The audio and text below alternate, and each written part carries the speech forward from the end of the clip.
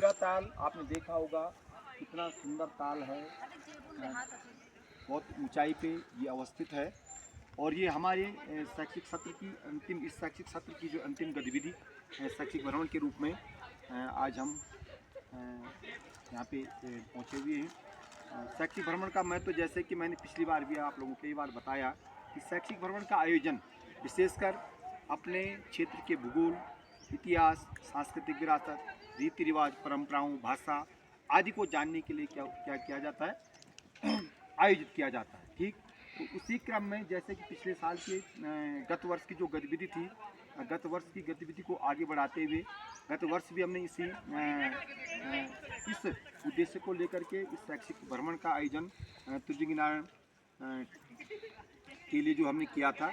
और इस साल हम जो है कहाँ पहुँचे हैं, देवरिया ताल। देवरिया ताल आप देख रहे होंगे कि प्राकृतिक ताल है। आप ये भी देख रहे होंगे कि चारों तरफ से कहीं भी आपको ये नहीं दिखाई दे रहा, कहीं से पानी आ रहा होगा, कहीं दिखाई दे रहा पानी आ रहा है, बहता हुआ पानी कहीं नहीं दिखाई दे रहा। ठीक है, और बिल्कुल पानी स्थिर है, पता नहीं चल रहा है कितना पानी इसमें, लेकिन ये पानी बहुत गहरा है।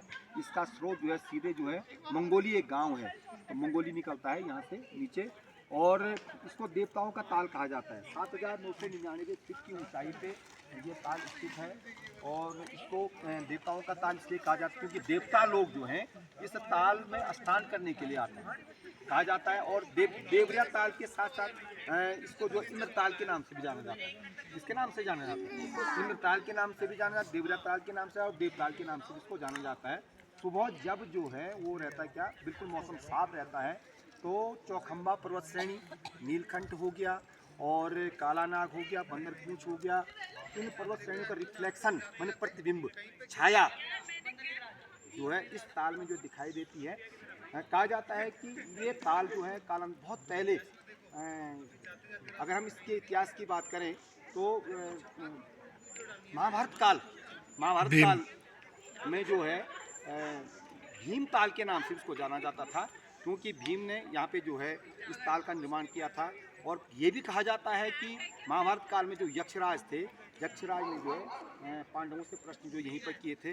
अब ये क्यों दंतियाँ हैं इसके बारे में इतना हम हमारे पास वो नहीं है, जानकारी नहीं है, लेकिन जो भी है, लेकिन ये विलक्षण ताल है। प्रकृति की उत्तुंग वादियों में इसको उत्तुंग शिखर पे, प्रकृति के उत्तुंग शिखर पे रचा बसा हुआ, चारों तरफ से जो है बांज, अयार, बुरांस, काफल के सुंदर वृक्ष आपको जो है दिखाई दे रहे हैं ना, जो कि हमारा ये क्या है, राज्य वृक्ष भी है। बुरांस हमारा क्या है, राज्य वृक्ष, सुंदर खिला हुआ है। आज बसंत ऋतु का जो ही बसंत ऋतु का आगमन होता है तो हमारा जो राज्य वृक्ष जो बुरांस है वो क्या होता है, खिल जाता है। बुरांस हो गई, फूली हो गई, ठीक है ना।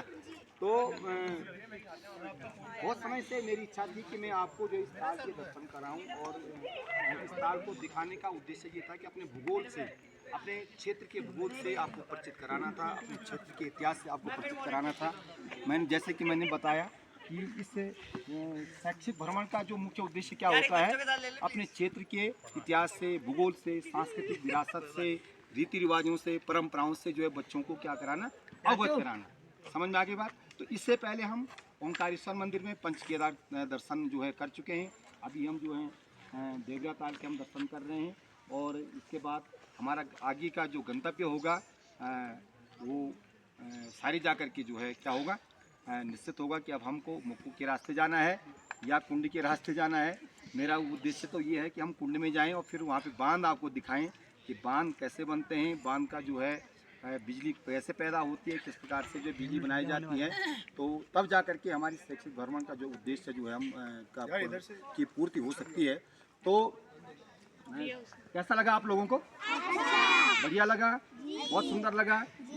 इसको देवताल क्यों कहा जाता है? क्योंकि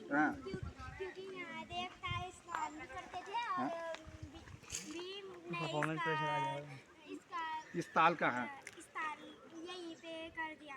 मैंने इस ताल का जो है, इस ताल बाहर वेरी गुड, बहुत सुंदर, बहुत अच्छा। फोटो क्लिक कर सकते हैं क्या हम बच्चों के साथ? कर सकते हैं। आ जाओ यार, आ जाओ। ताल को जो है तो यक्षराज, ठीक है। कौन सी क्लास में आप लोग? 5th। तो इस प्रकार से इस ताल के बारे में हम आपको बताएं तो आपको अच्छा लगा सभी को। और ये आपको कैसा लगा? तो आपने देखो कल जो है इसके बारे में रिपोर्ट लिखनी है, ठीक है ना? आज शाम को जो है रिपोर्ट लिखना है, रिपोर्ट लिख करके कल जो है मुझको दिखाना है। Thank you. अच्छा